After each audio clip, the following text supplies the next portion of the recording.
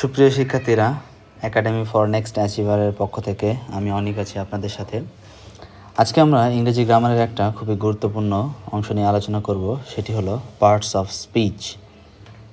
অর্থাৎ একটা সেন্টেন্সের প্রত্যেকটা অংশকেই পার্টস অফ স্পিচ বলা হয়ে থাকে। যেমন আমরা এখানে একটা গাছ দেখতে পাচ্ছি, একটা গাছের কিন্তু এই যে কাণ্ড, শাখা, ডাল, প্রশাখা যেগুলো আছে এগুলো নিয়েই কিন্তু একটা সম্পূর্ণ গাছ হয়।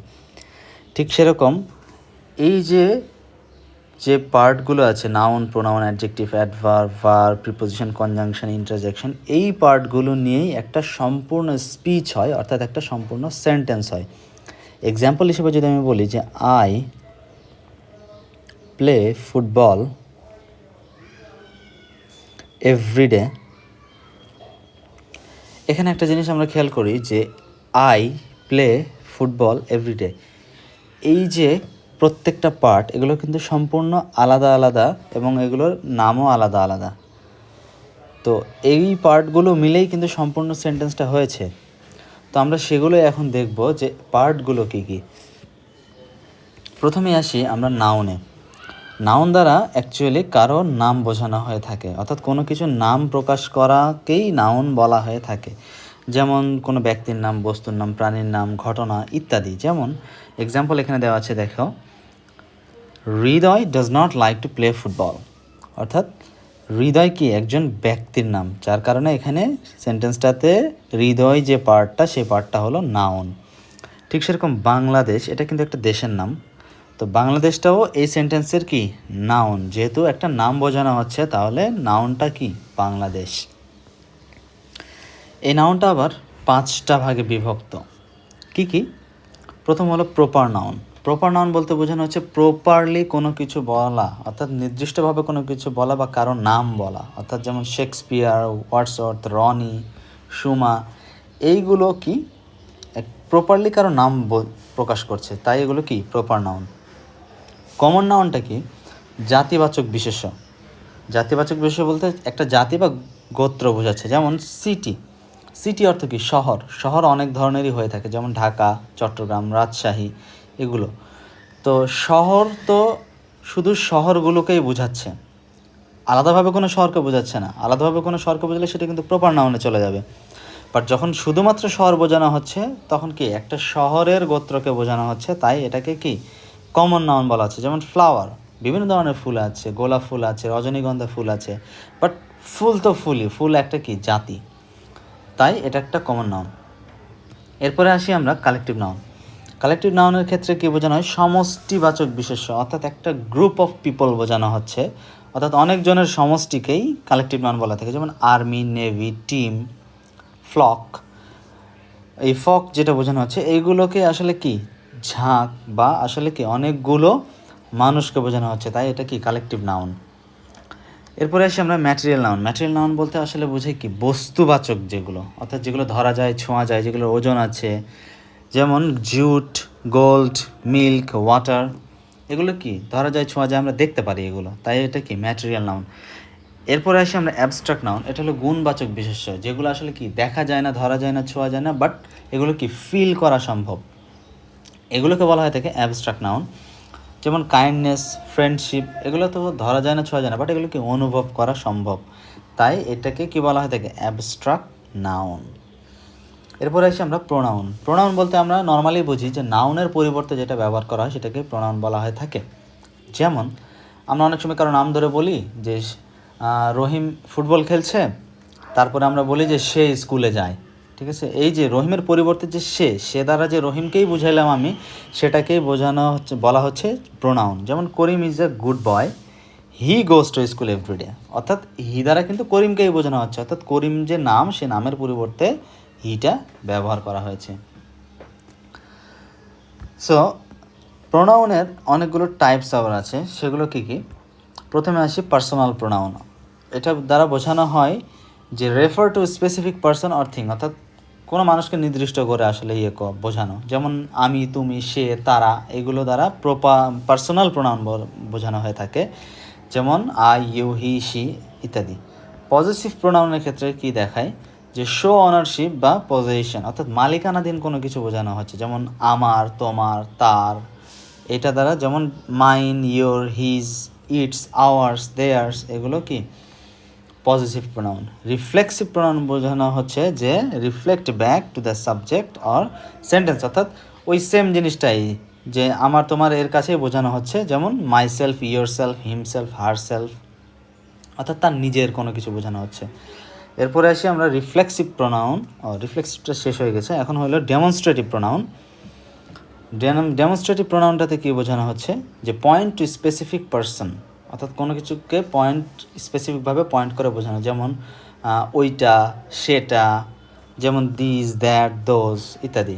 ইন্টারোগেটিভ প্রোনাউনটা কি, কোনো কোশ্চেন আস্ক করতে যেটা ব্যবহার করা হয়, যেমন কে, কি, কোথায়, হু, হোম, হোজ, হুইচ, এগুলো। রিলেটিভ প্রোনাউনের ক্ষেত্রে কে বোঝানো হয় থাকে, রিলেটিভ প্রোনাউন বলতে ইউজ টু ইন্ট্রোডিউস আর রিলেটিভ ক্লোজ, অর্থাৎ সম্পর্কযুক্ত, যেমন who, whom, whose, which, what, এগুলো দ্বারা কি রিলেটিভ প্রোনাউন বোঝানো হয়। এটা অলমোস্ট একই। যেমন যদি রিলেটিভ প্রোনাউন দ্বারা বোঝানো হয় যে I am Anik who is a teacher, যেমন টিচার এবং আমি দুইটার ভিতরেই সম্পর্ক বোঝাচ্ছে, এটাকে রিলেটিভ প্রোনাউন বোঝানো হচ্ছে। ইনডিফিনিট বোঝানো হচ্ছে যে refer to non specific person, অর্থাৎ অনির্দিষ্টভাবে কোনো কিছু বোঝানো, যেমন anyone, anything, someone, something. Anyone বলতে কি, যে কেউ বোঝানো হচ্ছে। সামথিং মানে কি, কোনো কিছু, অল্প কিছু বোঝানো হচ্ছে। এখানে নির্দিষ্ট কোনো পরিমাণ বলা নাই, তাই এটাকে কি ইনডিফিনিট প্রোনাউন বলা হয়ে থাকে। সো এরপরে আমরা আসি অ্যাডজেক্টিভে। অ্যাডজেক্টিভ বলতে আসলে নাউন বা প্রোনাউনের দোষ, গুণ, সংখ্যা, পরিমাণ, অবস্থা ইত্যাদি বোঝানো হয়ে থাকে। যেমন এই সেন্টেন্সটা যদি বলা হয়ে থাকে যে Rita is an intelligent girl, হবে এখানে এ দেওয়া আছে, মিস্টেক রয়েছে। তো Rita is an intelligent girl যখন বলা হচ্ছে, তো রিতার কি কোয়ালিটি বোঝানো হচ্ছে, গুণ বোঝানো হচ্ছে, কি রিতা কি ইন্টেলিজেন্ট, তাই ইন্টেলিজেন্টটা কি অ্যাডজেক্টিভ। ইউ হ্যাভ 3 বুকস, 3টা বই রয়েছে, 3টা বলতে কি পরিমাণ বোঝাচ্ছে, নাউনের পরিমাণ বোঝানো হচ্ছে, তাই এটা কি অ্যাডজেক্টিভ। আবার বাপ্পি ইজ সিক নাও, এটা দ্বারা কি বোঝানো হচ্ছে, সিক অর্থ কি বাপ্পির অবস্থাটা বোঝানো হচ্ছে না, তাহলে কি সিকটাই কি অ্যাডজেক্টিভ। এছাড়াও একটা শর্টকাট রয়েছে যে কেমন দ্বারা যদি প্রশ্ন করা হয়, অর্থাৎ সেন্টেন্সকে কেমন দ্বারা প্রশ্ন করলে যে উত্তরটা পাওয়া যায় সেটাই কি অ্যাডজেক্টিভ। যেমন আমরা যদি বলি Rita is an intelligent girl, আমরা যদি প্রশ্ন করি যে রিতা কেমন গার্ল, তাহলে উত্তর কী আসবে, ইন্টেলিজেন্ট গার্ল, তাই ইন্টেলিজেন্টটাই কী হবে, অ্যাডজেক্টিভ হবে। সো এরপরে আমরা আসি ভার্বে। ভার্ব দ্বারা নর্মালি আমরা যেটা জানি ক্রিয়া বা কাজ, কোনো কাজ করা বোঝানোকেই ভার্ব বলা থাকে। যেমন গো যাওয়া, ইট খাওয়া, স্লিপ ঘুমানো, বাই কেনা, সেল বিক্রয় করা ইত্যাদি। যেমন এক্সাম্পল হিসেবে আমরা বলতে পারি হি প্লেস ক্রিকেট, সে ক্রিকেট খেলে, ক্রিকেট খেলাটা কি প্লেস দ্বারা বোঝানো হচ্ছে। I write a letter, write লিখাটা কি রাইট, তাই এটা কি ভার্ব। আই গেভ হিম, কোনো কিছু দেওয়া, I gave him a glass of water, দেওয়াটাই কি ভার্ব। অ্যাডভার্ব কি, অ্যাডভার্বটা হইল ক্রিয়া বিশেষণ। অ্যাডভার্বে আমরা দেখতে পাই যে অ্যাডভার্ব সাধারণত নাউন বা প্রোনাউন বাদে সকল পার্ট অফ স্পিচকে মডিফাই করে।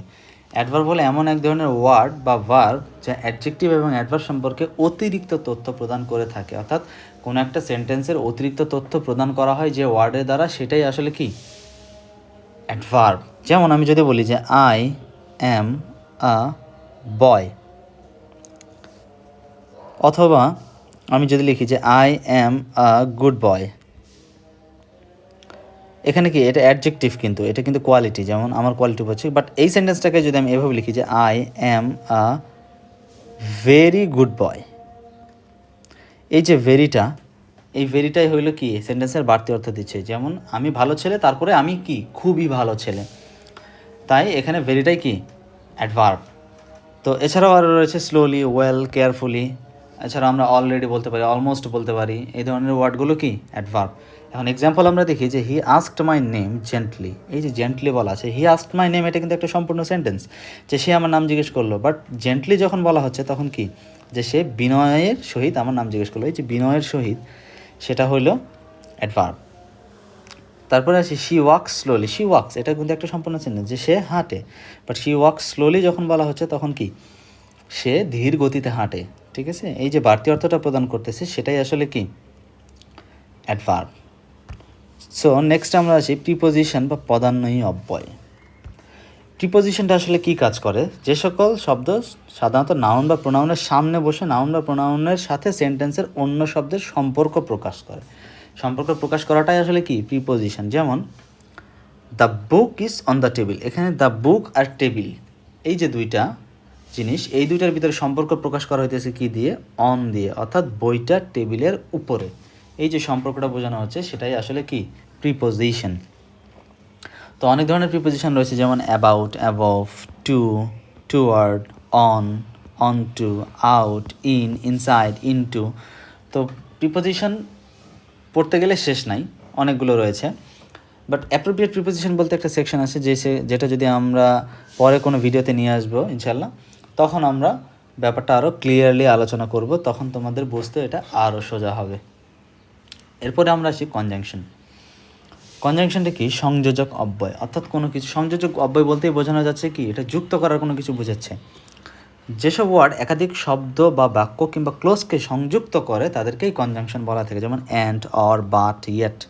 অর্থাৎ এই ওয়ার্ডগুলো দ্বারা যখন দুইটা সেন্টেন্সকে বা দুইটা ওয়ার্ডকে সম্পূর্ণভাবে যুক্ত করা হয় তখনই সেটা কি কনজাংশন। যেমন Saif and Sourav are good friends, এখানে সাইফ আর সৌরভকে যুক্ত করতেছে কে, and. Akash is a boy but Mou is a girl, এই যে বাট দ্বারা কি দুইটা সেন্টেন্সকে যুক্ত করছে, Akash is a boy, Mou is a girl, দুইটা কিন্তু আলাদা আলাদা সেন্টেন্স, দুইটাকে কি যুক্ত করতেছে বাট দিয়ে। সো কনজাংশনটা আশা করি বোঝা গিয়েছে। তো এরপরে আসি আমরা ইন্টারজেকশন। ইন্টারজেকশন বলতে আসলে কী বোঝা যাচ্ছে, আবেগ সূচক, আমরা যে আবেগ প্রকাশ করি সেটাই, এটা পার্ট অফ স্পিচের একদম last but not the least. তো ইন্টারজেকশনে আমরা দেখতে পাই যে ওয়ার্ড মনের আকস্মিক ভাবাবেগ প্রকাশ করে, অর্থাৎ আমরা হঠাৎই যখন মনের ভাব প্রকাশ করি যে হুররে আমরা জিতে গেলাম, উফ খুব কষ্ট, এই প্রকাশ করা যে ভাব প্রকাশের যে ব্যাপারটা সেটাকে ইন্টারজেকশন বলা হয়ে থাকছে। যেমন ব্র্যাভো, অ্যালাস, ওয়েল ডান ইত্যাদি। যেমন অ্যালাস, যেমন আহা, হিজ ফাদার ইজ ডেড, তার বাবা মারা গিয়েছে। হুররে, যেমন we have won the game, আমরা কি খেলায় জিতে গিয়েছি। Oh what a beautiful girl she is, অর্থাৎ এখানে সৌন্দর্য প্রকাশ করছে, যেমন ওহ বা ওয়াও, এরকম ধরনের যে আবেগসূচক প্রকাশ সেটাকেই আমরা ইন্টারজেকশন বলছি। এবং ইন্টারজেকশন বলতে এখানে একটা ইন্টারজেকশন সাইন রয়েছে, এইটা, এটাকে বিস্ময়সূচক চিহ্ন বলা হয়ে থাকে। এই ধরনের সেন্টেন্স লিখতে গেলে এই চিহ্নটা দেওয়াটা ম্যান্ডেটরি, অবশ্যই দিতে হবে। সো আশা করি তোমরা পার্ট অফ স্পিচ সম্পূর্ণ বুঝতে পেরেছ, এবং যদি কোনো ধরনের কনফিউশন থাকে বা ডাউট থাকে সেটা কমেন্ট সেকশানে জানাও বা আমাদের পেজে সরাসরি মেসেজ করে জানাতে পারো, আমরা অবশ্যই সেই ডাউটটা ক্লিয়ার করার চেষ্টা করব। সো নেক্সট ভিডিও আসা পর্যন্ত সবাই ভালো থাকো, ধন্যবাদ সবাইকে।